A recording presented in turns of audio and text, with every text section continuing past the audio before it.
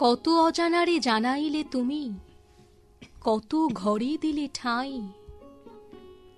দূর কে করিলে নিকট বন্ধু, পর কে করিলে ভাই।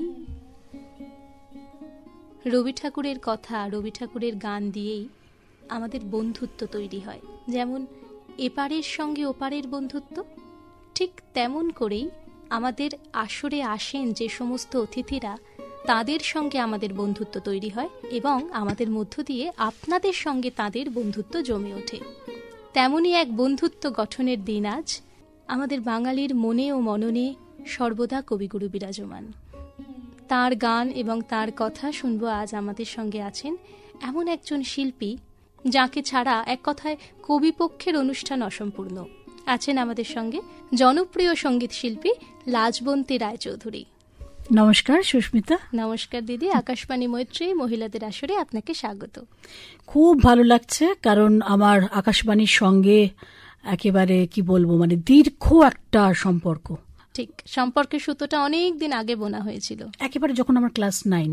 আচ্ছা, কত বছর আগে সেটাই আজকে আমি যখন আসছিলাম তখন স্মৃতি রোমন্থন করতে করতে আসছিলাম যে এই বাড়িটির, বিশেষ করে আকাশবাণী ভবন দেখার পরে আরো সেটি উদ্বেলিত হয়ে উঠল যে এই বাড়িটির সঙ্গে আমার একেবারে বলে না যে নারী ছেঁড়া ধন, ঠিক সেরকম একটা সম্পর্ক।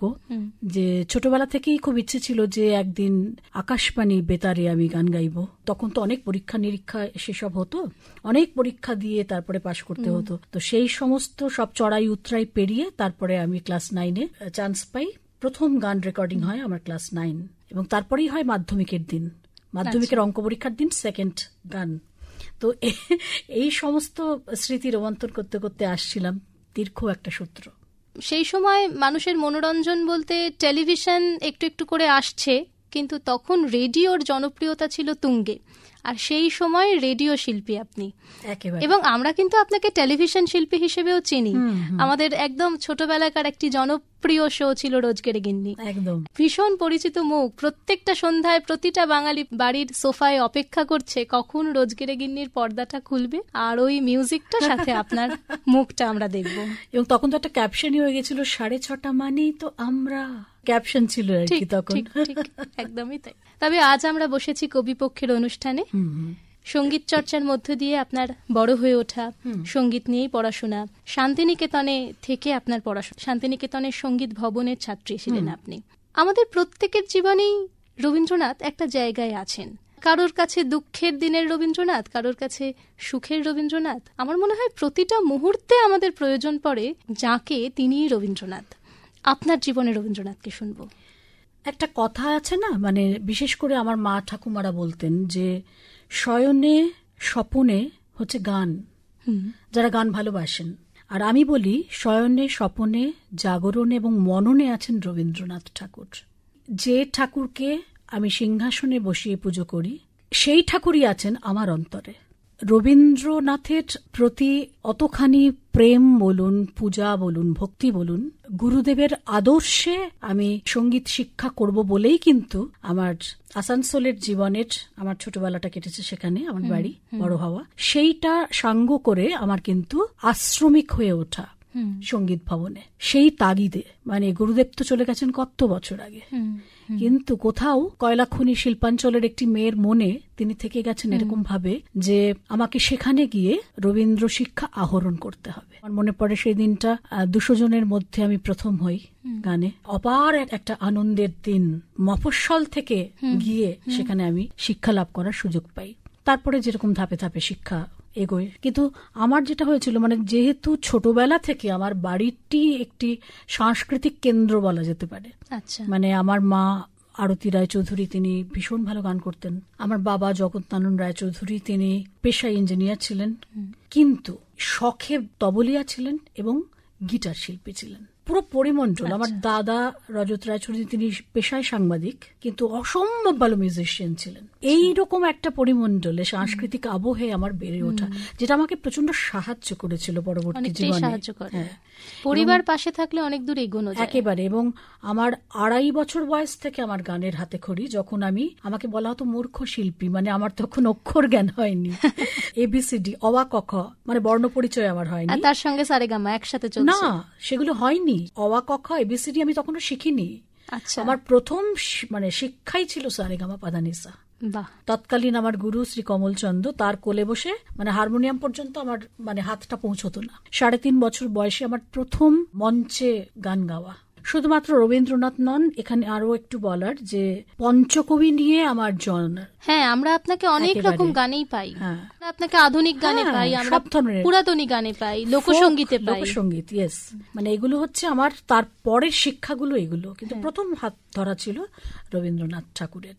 একদমই তাই। আজ যেহেতু একদম রবীন্দ্রনাথের জন্মদিন থেকে আমরা 2 দিন পিছিয়ে আছি, ইতিমধ্যে আমাদের বাংলা তথা ভারতবর্ষে এমনকি প্রবাসে একটা সাজো সাজো রব।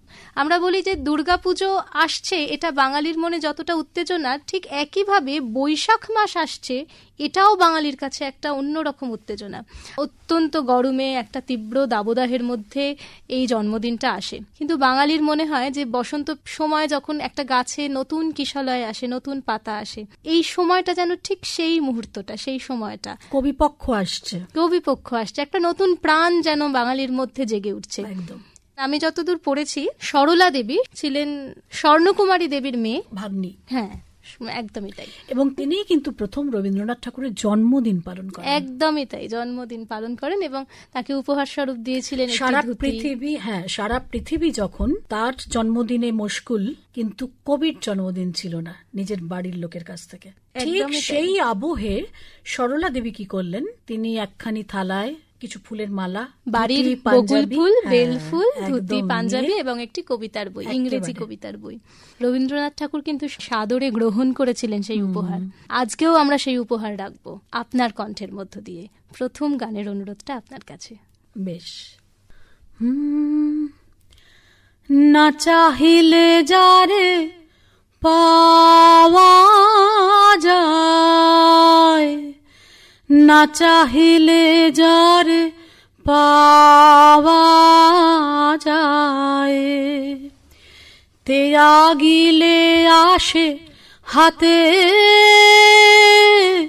দিবসে সে ধন হারায়েছে, আমি পেয়েছি আধার রাতে, না চাহিলে যারে পাওয়া যায়। বাহ, অসাধারণ। রবি ঠাকুরের গান এবং আপনার কণ্ঠের মধ্যে দিয়ে এমন একটা জায়গায় ভেসে যাচ্ছিলাম যেখান থেকে পরের প্রশ্নে ফিরে আসাটাই শক্ত ছিল। এমন কোনো গান আছে যা আপনার জীবনের প্রতিটা বাঁকে বারবার ফিরে এসেছে? অনেক গান আছে, প্রচুর। কোনটা ছেড়ে কোনটা বলবো। অত বছর আগে সেই মানুষটা আমাদের সমস্ত কথা বলে গেছেন। একদম।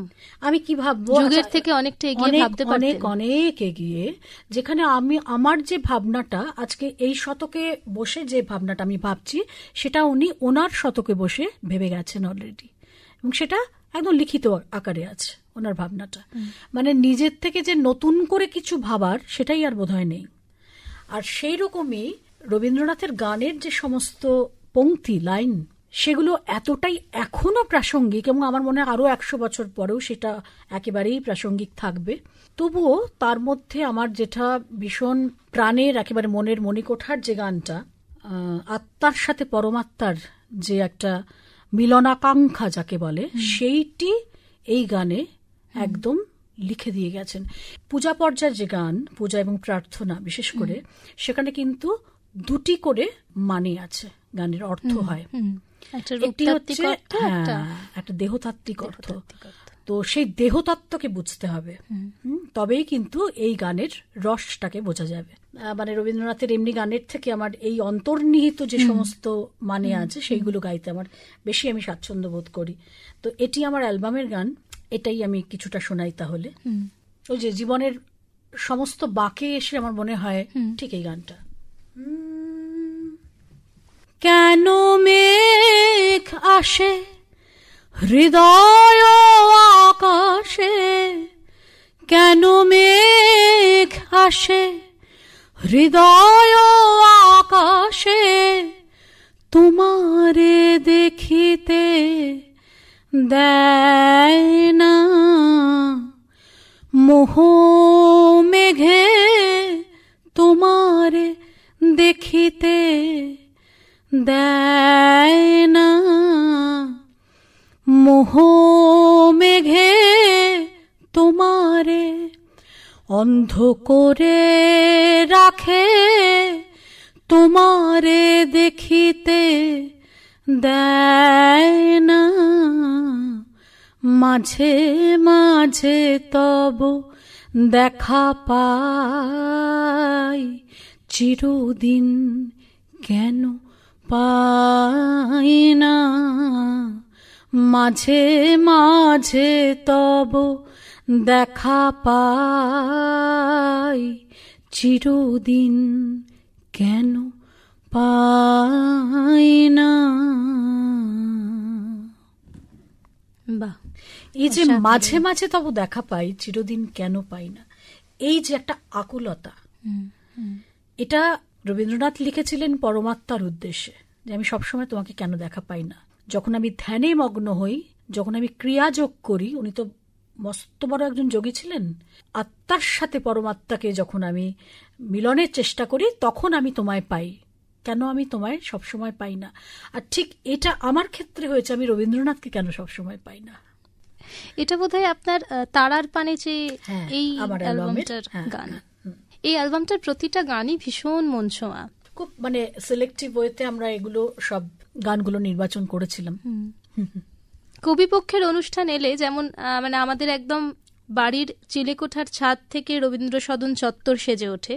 এই দিনটায় বিশেষত আমরা ভীষণ চোখ রাখি রবীন্দ্রনাথের তৈরি করা প্রতিষ্ঠানগুলোতে, যেখানে রবীন্দ্র আরাধনা হয়, রবীন্দ্র অনুরাগী মানুষরা একে অপরের সঙ্গে দেখা করেন, রবীন্দ্র সৃষ্টি নিয়ে আলোচনা করেন। শুধু এই দিনটার জন্য নয়, আমরা অনেকগুলো অনুষ্ঠান আছে যে সময় আমরা টেলিভিশনের পর্দায় চোখ রাখি, শান্তিনিকেতন থেকে কি অনুষ্ঠান টেলিকাস্ট হচ্ছে, ওদের অনুষ্ঠানটা দেখবো, একটু ভীষণ ইচ্ছা করে ওখানকার জীবনযাত্রা সম্পর্কে জানতে। আজ আছেন আপনি আমাদের সঙ্গে, শান্তিনিকেতনের আশ্রমিক ছিলেন আপনি।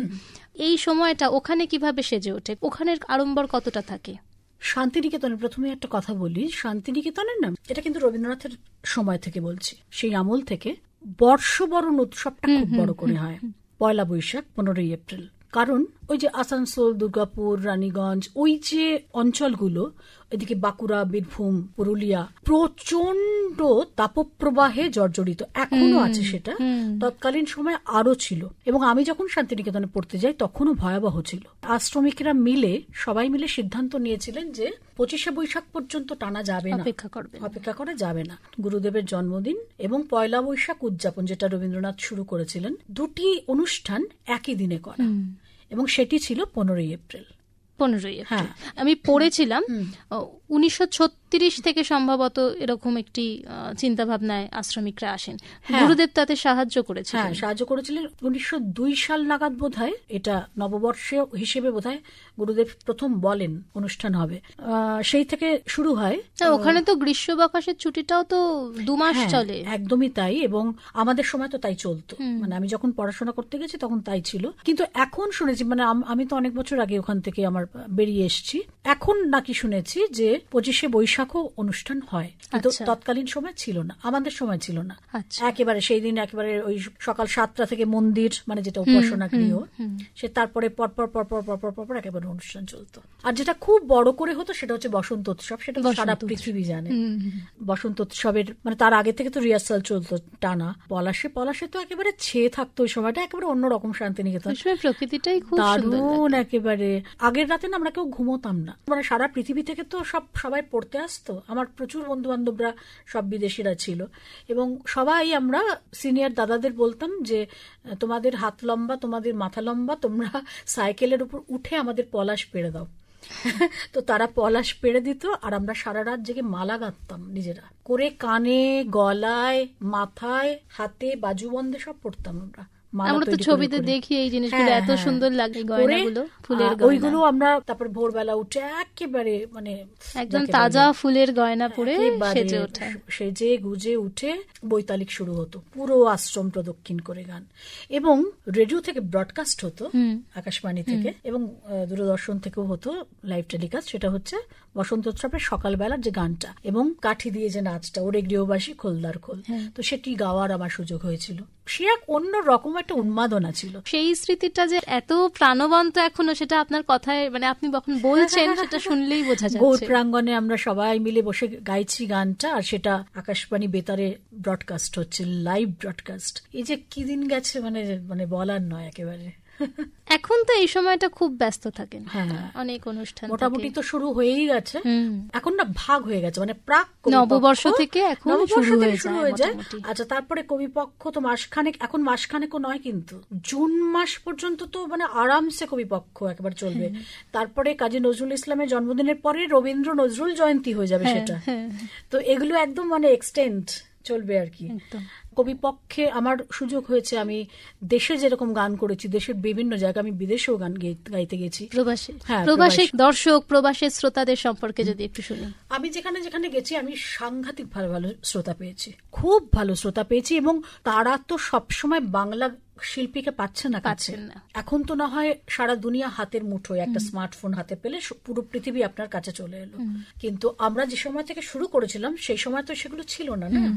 তো সেখানে তখন তো একেবারে মানে ওই এক বছরে 2টো অনুষ্ঠান হবে, তার জন্য সবাই অপেক্ষা করে, মানে ওই অনুষ্ঠানটা থেকে যে রসদটা নিয়ে আসতেন শ্রোতারা, সেই নিয়ে বাকি বছরটা কাটাতে হবে ওনাদের। তারা বলতেন যেটা আমাদের কাছে অক্সিজেন। হ্যাঁ, একদমই তাই, আমরা একদম নিঃশ্বাস নেব এটা নিয়ে। আর কি অসাধারণ সমস্ত গানের রিকোয়েস্ট, অসম্ভব ভালো আমার এক্সপেরিয়েন্স বিদেশের। বাহ, আপনারা জনপ্রিয় শিল্পী, আপনারা অনেক অনুষ্ঠান পান এই সময়টা, কিন্তু যারা নতুন পথ চলা শিল্প জগতে, সবাই মোটামুটি সারা বছর অপেক্ষা করে থাকেন কবিপক্ষে সবাই কোনো না কোনো অনুষ্ঠান পাবেন। কিন্তু আমরা দেখি খুব দুঃখের সঙ্গে বাংলায় অনেক মঞ্চের সামনের আসনগুলো ফাঁকা। আমাদের কাছে যদি অনুষ্ঠান এতটাই কাঙ্ক্ষিত হয়, তাহলে এই পরিস্থিতির কেন তৈরি হচ্ছে? আর এটা লক্ষ্য করে খুব ভালো প্রশ্ন এটা। আমার তো যবে থেকে গান করা শুরু, তখন তো আমরা ভাবতেও পারতাম না যে আমাদের গান শেষ হয়ে যাবে একটা অনুষ্ঠানে এবং আমরা সাথে সাথে ব্যাগ গুছিয়ে চলে যাব। এটা ভাবনাতেই আসতো না, কারণ আমরা ওরকম ভাবে তৈরি হয়েছি। আমাদের গুরুরা সেইভাবে শিক্ষা দিয়েছেন আমাদের, তোমার গান হয়ে যাওয়া মানে তোমার অনুষ্ঠান শেষ নয়। অনুষ্ঠান কিন্তু চলছে 3 ঘন্টা, তোমাকে বসে থাকতে হবে। তোমার পরের শিল্পী কি গাইলেন, তুমি যেরকম তোমার মনোযোগ দিয়ে তুমি আগের শিল্পী কি গাইছে সেটা তুমি শুনবে, ঠিক পরের শিল্পীরাও যাতে কিছুটা তো তুমি থাকবেই। এগুলো কিন্তু গুরুদেরই শিক্ষা। আর এটা লক্ষ্য করে দেখবেন যে করোনার পর থেকে আরো বেশি মানুষ অসহিষ্ণু হয়ে গেছে, স্থিরতা খুব কম। এবং আরো একটি কারণ যেটা বললাম, যে আমাদের হাতে যেহেতু স্মার্টফোন আছে, তার ভালো দিকও যেরকম আছে সেরকম এটা তো একটা মানে অপশনাল হয়ে গেছে না, মানে আমি শুনতেই পাই, চাইলেই শুনতে পাবো। তোর আজকে আমি চলে যাই, আমার কাজ আছে, বা কাজ না থাকলেও আমার হয়ে গেছে, কোথাও একটা মানে স্বার্থপর হয়ে যাচ্ছে। পারফর্মিং আর্ট শোনার উপর অনেকটা নির্ভর করে, দেখার উপর অনেকটা নির্ভর করে, সেটা জন্য তো সেই মননটা চাই। সঙ্গীত নিয়ে আপনার পথ চলা শুরু, এতটা পথ আপনি এগিয়ে এসেছেন, বর্তমানে একটা গুরুত্বপূর্ণ কাজ করেছেন। পরবর্তী প্রজন্মের মধ্যে এই সঙ্গীত চর্চার অভ্যেসকে, এই বীজটা বপন করে দিয়ে যাচ্ছেন। রবীন্দ্রসঙ্গীত নিয়ে অনেক গবেষণা হচ্ছে, কিন্তু সেই গানের ধারা প্রথাগত ধারার থেকে আলাদা। এই বিষয়কে ঘিরে আপনার মতামত কি? কিছু ক্ষেত্রে তো সুরও বিকৃত হচ্ছে, কিছু ক্ষেত্রে যে তালে নিবদ্ধ যে গানটি, সেটিকে না করে অন্যভাবে ইম্প্রোভাইজ করা হচ্ছে। কিছু ক্ষেত্রে যে বাদ্যযন্ত্রে গানটা গাওয়া উচিত সেগুলো গাওয়া হচ্ছে না।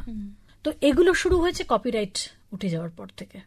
কপিরাইটের ভালো দিক যেরকম আছে, মন্দ দিকও আছে। কপিরাইট যতদিন বিশ্বভারতীর আন্ডারে ছিল, ততদিন যেরকম অনেক ভালো ভালো শিল্পীও কিন্তু চান্স পাননি, এটা একটা খারাপ দিক। আর ভালো দিকটা যেটা ছিল, রবীন্দ্রনাথের গান, রবীন্দ্রনাথ এবং তার কিছু ছাত্রছাত্রী এবং আরো অনেকে মিলে তো এই স্বরলিপিগুলো করে গেছেন। তো তিনি নিশ্চয়ই এটার প্রয়োজন বুঝেছিলেন। এই যে রবীন্দ্রনাথের গান আজকে অনেকে অনেক রকম ভাবে গাইছেন, কিন্তু সুরটা তো ঠিক রাখতে হবে। রবীন্দ্রনাথ সুরটা যাতে ঠিক থাকে, তারপরেও যাতে 100 বছর মানুষের মনে রবীন্দ্রসঙ্গীত বেঁচে থাকে, সেই জন্যই তো স্বরলিপিটা করে গেছেন। তো স্বরলিপি থেকে তো আমি বেরোতে পারবো না, ঠিক।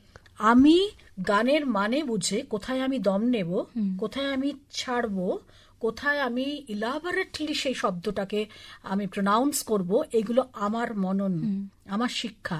সেটা করে আমি রবীন্দ্রনাথকে প্রেজেন্ট করব গানটা। কিন্তু তার মানে এই নয় যে আমি সুর থেকে বিচ্যুতি ঘটিয়ে দেবো সুরকে। এটাই হচ্ছে আমার মূল ধারাটাকে অক্ষুণ্ণ রেখে এগিয়ে চলা। একদমই তাই। একটি প্রতিষ্ঠান যদি তার গন্ধকে ধরে রাখতে চান, সেই এসেন্সটা ধরে রাখতে চান, অবশ্যই কিছু প্রথাকে মেনে চলাটা প্রয়োজন। একদমই ঠিক। আর আমার তো মনে হয় আমি ভীষণ প্রিভিলেজ যে আমি একজন মফস্বল থেকে উঠে আসা একজন মেয়ে, কারণ সেখানে না অনেক সিরিয়াসলি কাজ হয়। সেখানে আমি এটা খুব গর্ব করে বলতে পারি, কলকাতায় বসে যারা খুব প্রিভিলেজড যে হাতের কাছে সব পেয়ে যাচ্ছে, আমরা কিন্তু সেরকম করে পাইনি। আমার রমামণ্ডলের কাছে, রমাদির কাছে গান শিখতে আসতে হতো ভোর 4টের সময় ঘুম থেকে উঠে, 4:30 সময় বেরিয়ে ভোর 5:20 প্রথম অগ্নিবীণা এক্সপ্রেস ধরে সকাল 9টায় হাওড়া স্টেশনে পৌঁছে তারপরে 1 ঘন্টা বাসে করে গলফ গ্রিন। ওখানে কিন্তু আমি যেহেতু দূর থেকে আসতাম 2 ঘন্টা শিখতাম। শিখে আবার কিন্তু সারাদিনে আমার কোনো ট্রেন নেই, আবার কিন্তু সন্ধ্যেবেলা আমার ট্রেন গিয়ে তারপর আমি রাত 11টায় বাড়ি ফিরে, পরদিন কিন্তু সকালবেলা আমার ক্লাস, স্কুল। তো এতটা কষ্ট করে গান শিখেছি তো সেটার মর্মটা আমরা সাংঘাতিক বুঝি। এবার কেউ যদি মাঝখান দিয়ে আমি একটা সরগম করে দিলাম, আমি মাঝখান থেকে একটা বন্দিশ ঢুকিয়ে দিলাম, দিয়ে তারপরে আমি আরো অন্যরকম ভাবে প্রেজেন্ট করলাম, এটা কিন্তু রবীন্দ্রনাথ বলে যাননি। আমরা একদম অনুষ্ঠানের শেষ পর্যায়ে পৌঁছেছি। আমরা বলি না যে পরিস্থিতি অনুষ্ঠানের উপর একটা ছাপ ফেলে যায়। যে সমস্যাটার মধ্যে দিয়ে যাচ্ছি, আমরা অনুষ্ঠানের বেশ খানিকটা আলোচনা করেছি সেই সমস্যাটাকে ঘিরে। আবার একটা সুন্দর মন ভালো করা গান দিয়ে অনুষ্ঠান শেষ করব। বেশ, আসলে কি মানে যে ধরনের প্রশ্নগুলো উঠলো এখানে, এবং উত্তর দিতে গেলে এত কথা বলার আছে, আর সাবজেক্ট যখন রবীন্দ্রনাথ, একদম তাই, তো অনেক অনেক কিছু বলার থাকে। কিন্তু ঘড়ির কাঁটা বলছে বিদায় নেবার পালা। আমার আরেকটি পছন্দের গান একটু ছোট করে শোনাচ্ছি।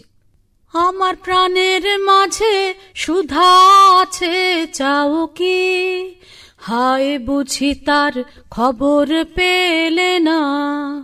আমার প্রাণের মাঝে সুধা আছে চাও কি, হায় বুঝি তার খবর পেলে না। পারিজাতের মধুর গন্ধ পাও কি, পারিজাতের মধুর গন্ধ পাও কি, হায় বুঝি তার নাগাল মেলে না। প্রাণের মাঝে সুধায় আছে চাও কি, আমার প্রাণের মাঝে সুধা আছে চাও কি, আমার প্রাণের মাঝে সুধা আছে চাও কি। অসাধারণ উপস্থাপনা। আজকের অনুষ্ঠানে আপনাকে আমরা পেয়েছিলাম একজন রবীন্দ্রসঙ্গীত শিল্পী, একজন টেলিভিশন শিল্পী। এতগুলো উপহার আমরা শ্রোতাদের কাছে পৌঁছে দিতে পেরেছি। খুব ভালো থাকবেন দিদি। একদম, আমারও ভীষণ ভীষণ ভালো লাগলো সুস্মিতা এখানে আমাকে ডাকার জন্য। আমার ভীষণ ভালো লেগেছে। অনেক অনেক ধন্যবাদ। ধন্যবাদ দিদি। নমস্কার। নমস্কার। আমাদের সঙ্গে ছিলেন শিল্পী লাজবন্তী রায়। তোমার ছন্দের নদী জমা হতো যদি, পৃথিবীতে হতো এক মহাসমুদ্র বলয়। ঝুরঝুরে গানের মাটি জমে জমে হতো আরো এক নতুন হিমালয়। আকাশে বরুণে দূর স্ফটিক ফেনায় ছড়ানো তোমার প্রিয় নাম। তোমার পায়ের পাতা সবখানে পাতা, কোনখানে রাখবো প্রণাম। আজকের অনুষ্ঠানে শ্রদ্ধার্ঘ্য নিবেদন করে অনুষ্ঠান থেকে বিদায় নিচ্ছি।